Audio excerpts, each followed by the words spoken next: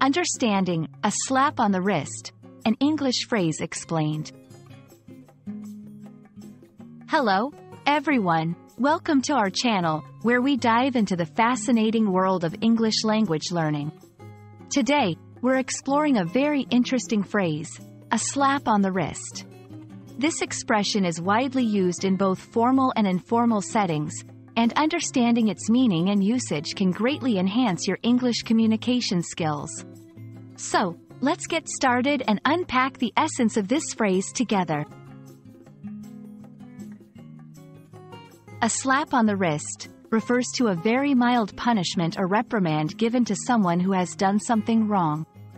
The key here is that the punishment is not severe, it's more of a warning or a gentle reminder to not repeat the mistake. This phrase is often used to highlight situations where the consequences do not match the severity of the wrongdoing, suggesting that perhaps a more serious penalty was warranted. The phrase, a slap on the wrist, is believed to have originated from the practice of literally slapping someone's wrist as a form of light punishment or reprimand. It was seen as a way to correct behavior without inflicting serious harm. Over time, this literal action turned into a figurative expression used to describe any form of lenient punishment in various contexts, including legal, educational, and domestic settings. To help you understand how to use this phrase, let's look at some examples. After being caught shoplifting, the teenager received only a slap on the wrist from the store manager, who decided not to call the police. Many people believe that the celebrity's fine for dangerous driving was nothing more than a slap on the wrist, given their wealth.